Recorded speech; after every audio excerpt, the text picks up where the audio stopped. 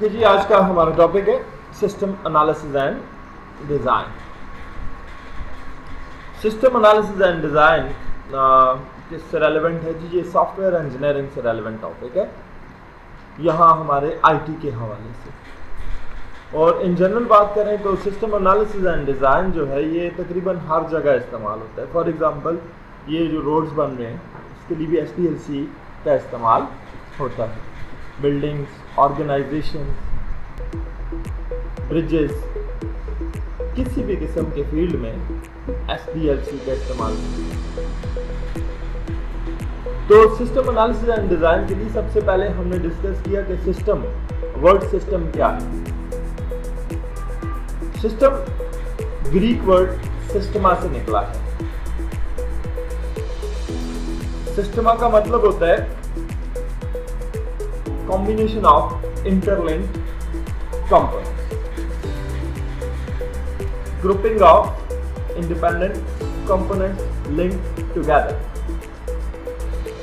तो मुख्तलिफ कंपोनेंट्स का ऐसा मजमूआ जिसको लिंक किया जाए एक जगह पर, ये सिस्टमा का मतलब है। तो अब हम सिस्टम को डिफाइन करें तो हम सिस्टम को यूं डिफाइन करते हैं कि combination of interlinked components to achieve a specific goal or to perform a specific task। interlinked component का एक ऐसा मजमूआ जो क्या करे, एक specific task को perform करे। जैसे आप कहते हैं जी कि हमारे पास कंप्यूटर है, तो रिसेंटली हमने डिस्कस किया कि कंप्यूटर क्या है, 5 किस्म की हार्डवेयर का कॉम्बिनेशन है और इसका एक ही टास्क है, कंप्यूटिंग। ठीक है। इसी तरह जी हम कहते हैं जी एक अकाउंट्स इंफॉर्मेशन सिस्टम एक सॉफ्टवेयर है। बेसिकली बहुत सारे छोटे छोटे सॉफ्टवेयर्स का मजमूआ होता है, लेकिन उसका टास्क क्या होता है जी? एक ऑर्गेनाइजेशन की अकाउंटिंग को मेंटेन करना। Traffic management system, payroll system, automatic library system. अच्छा, ह्यूमन बॉडी भी एक सिस्टम है। ह्यूमन बॉडी जो है वो कैसे सिस्टम है कि हमारी बॉडी भी मुख्तलिफ किस्म के कंपोनेंट्स का मजमूआ है। एज अ होल इसका टास्क है, ये एक ह्यूमन बॉडी है। अर्थ है, सोलर सिस्टम है, ये सब भी सिस्टम्स में ही आ जाते हैं। अब सिस्टम को अगर आप साइंस के हवाले से डिफाइन करें तो हम कहते हैं जी कि anything having certain boundaries is called a system. ये पेन भी एक सिस्टम है, ठीक है।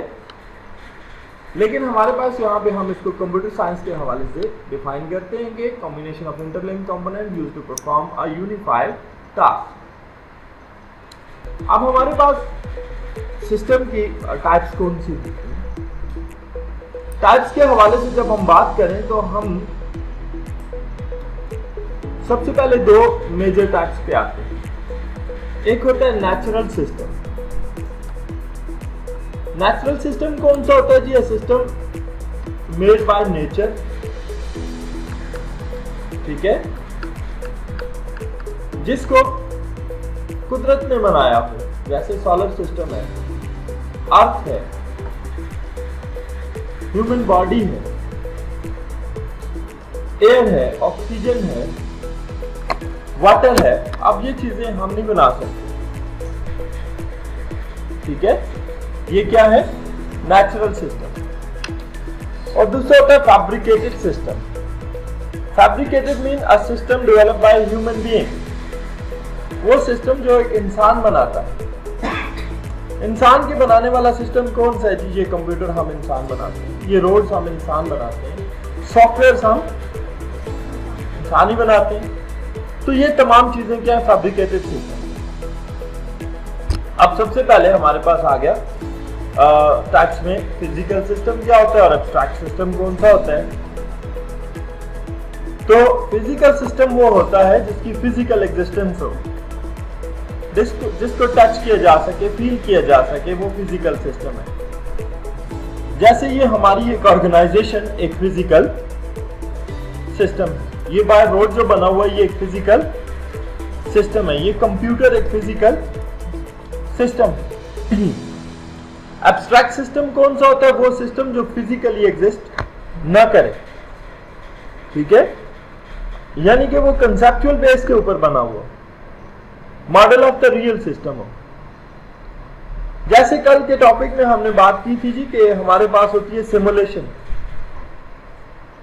Simulation is not an aeroplane, लेकिन सिमुलेशन की डिवाइस पे बैठ के एक बंदा हवाई जहाज वाला सारा काम करता है, ठीक है। तो वो क्या है? एक वर्चुअल सिस्टम है, एक्चुअली एग्जिस्ट नहीं करता, ठीक है।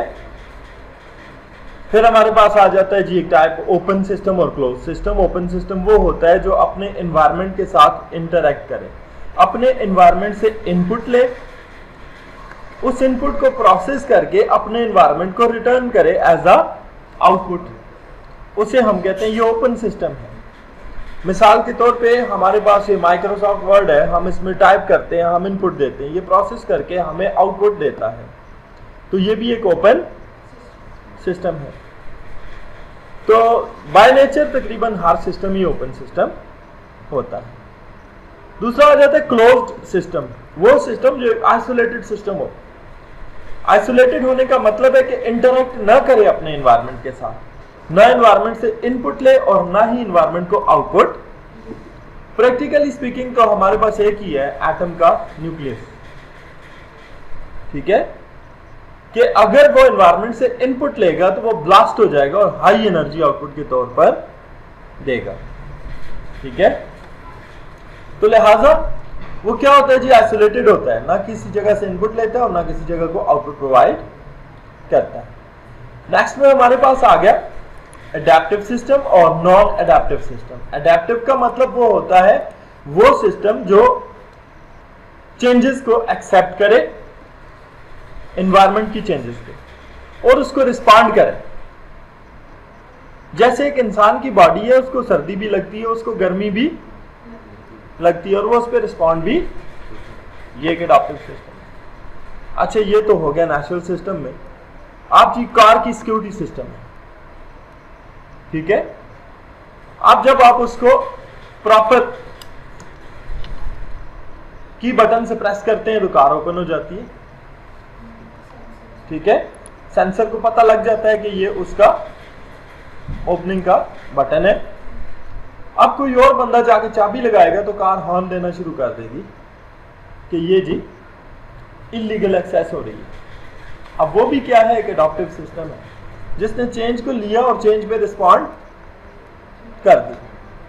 दूसरा होता है नॉन एडॉप्टिव सिस्टम, वो सिस्टम जो रिस्पॉन्ड न करे चेंज को। मिसाल के तौर पे आप देखें जी, आप वॉशिंग मशीन की एग्जांपल लें, ठीक है। आप उस पर लाते मारे, वो चलती रहेगी, उसे कोई फर्क नहीं पड़ता, ठीक है। तो ये क्या हुआ? नॉन एडॉप्टिव सिस्टम, ठीक है। नेचुरल सिस्टम के बारे में तो हमारी बात होगी, फैब्रिकेटेड के बारे में भी बात होगी। अब हमारे पास आ गया सोशल, ह्यूमन मशीन और मशीन सिस्टम। सोशल सिस्टम क्या होता है जी? मेड अप ऑफ पीपल, जैसे सोशल क्लब, सोसाइटीज, ठीक है। और आजकल तो ऑनलाइन है बेशक सारा कुछ, फेसबुक है, ट्विटर है, स्काइपी है, व्हाट्सएप है, ठीक है। ह्यूमन मशीन सिस्टम कौन सा होता है? जो इंसान और मशीन जिसमें दोनों ही इन्वॉल्व है। मिसाल के तौर पे कंप्यूटर प्रोग्रामिंग है। अब एक बंदा प्रोग्रामर है जो प्रोग्रामिंग के लैंग्वेज को इस्तेमाल करते हुए कंप्यूटर के ऊपर काम करता है, तो दोनों को मिला दें तो ये क्या है? Human machine system. और दूसरा सिंपल मशीन सिस्टम होता है जिसमें ह्यूमन को निगलेक्ट कर दिया जाता है। जैसे एक रोबोट बना दिया जाए और उसे टास्क दे दिया जाए कि जी आपने यहां पे बैठ के क्लास लेनी है, ठीक है। वो और कुछ भी नहीं करेगा, सिर्फ क्लास ही लेता रहेगा। ऑटोनोमस सिस्टम है, ऑटोमेटिक रिस्पॉन्स है, ठीक है। कोई ह्यूमन बीइंग उसमें इन्वॉल्व नहीं है। अभी रिसेंटली मैंने देखा है, हमारे पाकिस्तान में एक इदारा है, फेसबुक पे मैंने उसका देखा था रिव्यू, तो उन्होंने मशीन लर्निंग सारी इस्तेमाल कर ली है, यानी कि उनके पास बस एक जो एमडी है वहाँ का वो एक इंसान है, बाकी सारे रोबोट्स हैं। आगे ठीक जंग है? रोबोट्स होंगे। हाँ जी। अब हमारे पास आ गया जी man made information system. Information system के बारे में हम रोज ही बात करते हैं। वो सॉफ्टवेयर जो एक इदारे की तमाम डाटा नीड्स को पूरा करे उसको हम क्या कहते हैं, ये इंफॉर्मेशन सिस्टम है। इंफॉर्मेशन सिस्टम ही हमारे पास एक्चुअली हमारा टारगेट है सीखना इस सिस्टम एनालिसिस एंड डिज़ाइन के हवाले से भी। तो इंफॉर्मेशन सिस्टम हमारे पास फॉर्मल इंफॉर्मेशन सिस्टम होता है, जैसे हमारे पास ये एक शॉप का पॉइंट ऑफ सेल सिस्टम है जो बिल बनाता है इंस्ट्रक्शन के बेस पर। ठीक है। इनफॉर्मल ऑपरेटिंग सिस्टम है। ठीक है। जैसे मिसाल के तौर पे हम कहते हैं जी हम स्टूडेंट्स का अटेंडेंस सिस्टम बनाएंगे, यानी हमारे वर्क से रेलेवेंट है। ठीक है। कंप्यूटर बेस्ड सिस्टम है। अब सिस्टम एनालिसिस क्या होता है? सिस्टम एनालिसिस का मतलब यह होता है कि फॉर्मल स्टडी, ठीक है, the process of collection and interpreting facts, identifying the problems and decomposition of system into its components। ठीक है, ये एक पैक डेफिनेशन है।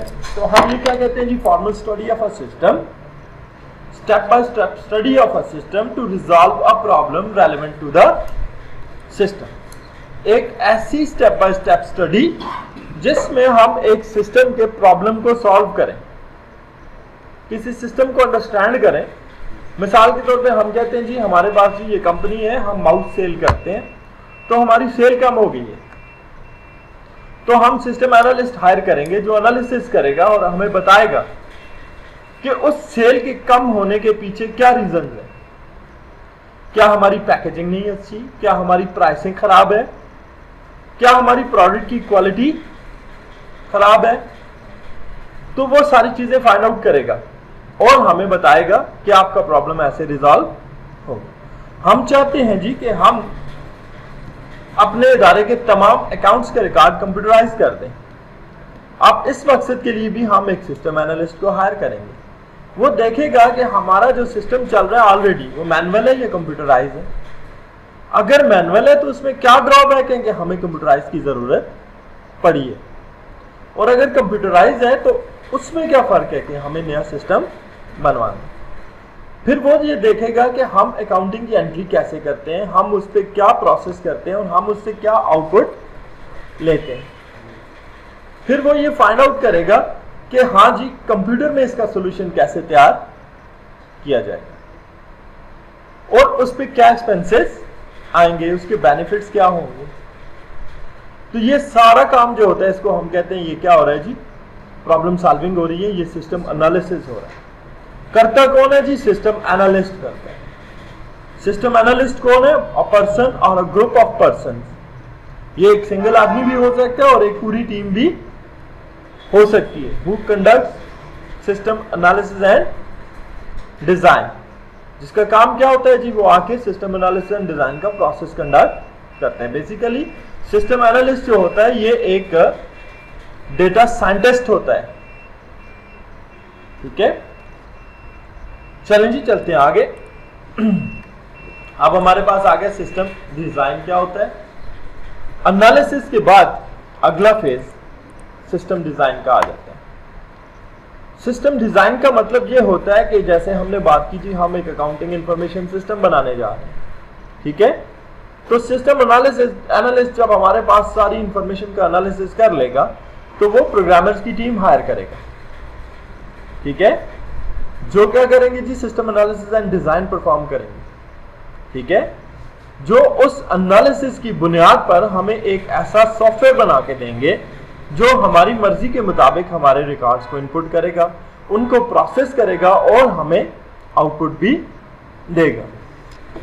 ठीक है, तो ये जो प्रोसेस होगा ये इसको हम क्या कहेंगे, ये सिस्टम डिजाइन है। It is the process of planning new business system और replacing existing system by defining its components और modules to satisfy the specific requirements. ठीक है, कि हमारी रिक्वायरमेंट्स को सेटिस्फाई करने के लिए हमारा एक सिस्टम डिजाइन करने का प्रोसेस क्या कहलाता है, सिस्टम डिजाइन कहलाता है। अब हमारे पास आ गया SDLC, ये जो ऊपर हमने चीज पढ़ी, ठीक है, इस चीज को SDLC कहा जाता है, सिस्टम डेवलपमेंट लाइफ साइकिल कहा जाता है। सिस्टम डेवलपमेंट लाइफ साइकिल क्या है जी? अ 6 फेज प्रॉब्लम सॉल्विंग टेक्निक। ये एक 6 फेजेस पर मुश्तमिल प्रॉब्लम सॉल्विंग की टेक्निक है, ठीक है, used to resolve a problem relevant to a system. ये क्या करेगा जी? एक सिस्टम से रेलेवेंट प्रॉब्लम को सॉल्व करेगा, ठीक है। SDLC के फेजेस कौन से होते हैं? SDLC के 6 फेजेस होते हैं। सबसे पहला है प्लानिंग, इसको फिजिबिलिटी स्टडी भी कहा जाता है। दूसरा है एनालिसिस फेज, तीसरा है डिजाइन फेज, चौथा है इंप्लीमेंटेशन फेज, और फिर है हमारे पास मेंटेनेंस एंड रिव्यू, ठीक है। यहां पर एक फेज मिसिंग है जी, टेस्टिंग फेज, ठीक है, तो उसके बारे में भी हम बात करेंगे। तो सबसे पहली जो चीज आ गई फिजिबिलिटी स्टडी और प्लानिंग क्या होती है। फिजिबिलिटी स्टडी क्या है कि define the problem and the scope of the existing system, overview the new system and determine its objective, confirm the project feasibility. During this phase, threats and constraints, integration, security of a system is also considered. Feasibility report is entire project is created at the end of this phase. अच्छा जी, बात क्या है जी? ये एक introductory study of a system है, ठीक है।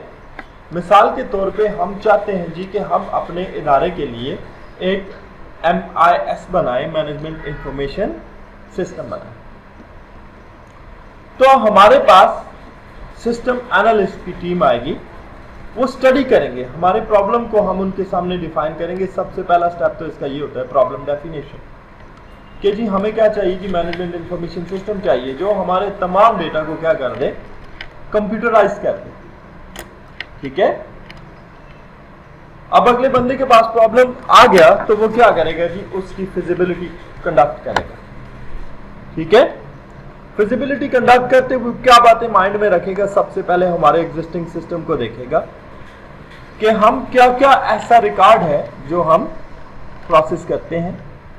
हम स्टूडेंट्स का रिकॉर्ड स्टोर करते हैं, हम अटेंडेंस का रिकॉर्ड स्टोर करते हैं, हम अकाउंट्स का रिकॉर्ड स्टोर करते हैं, स्टाफ और सैलरीज का रिकॉर्ड स्टोर करते हैं। तो वो ये तमाम चीजें एनालाइज करेगा, ठीक है।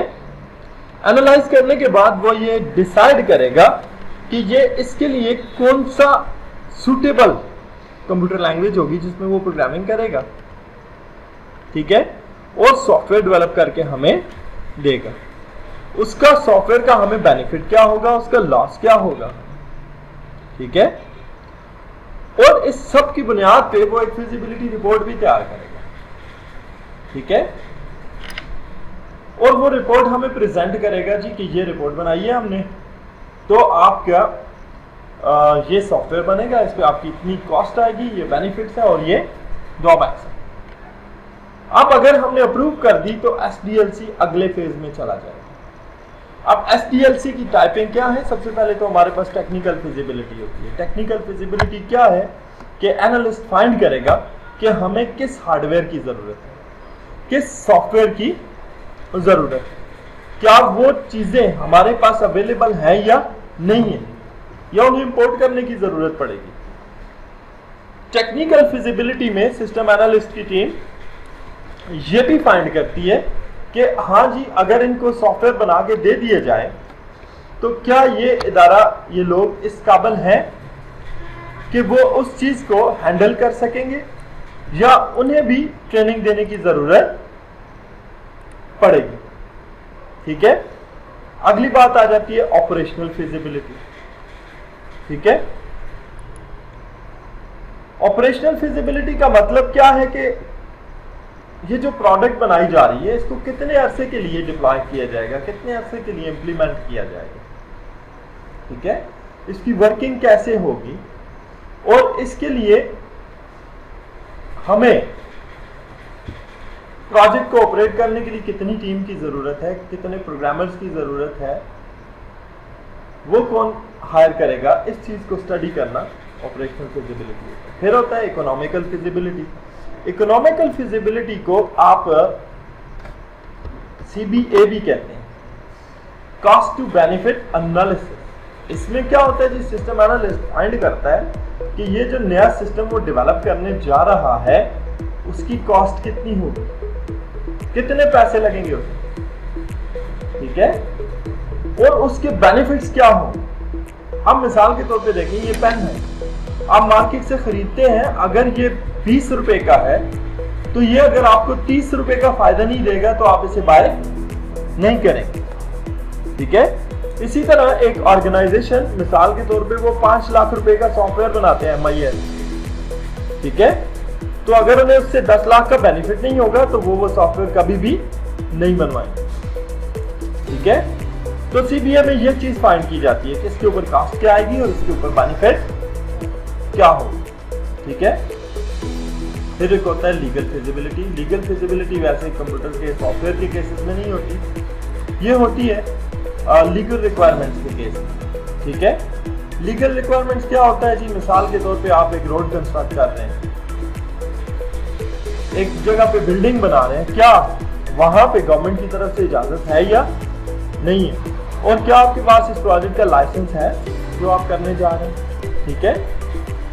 तो ये सॉफ्टवेयर इंजीनियरिंग के केस में पॉसिबल नहीं है, ठीक है।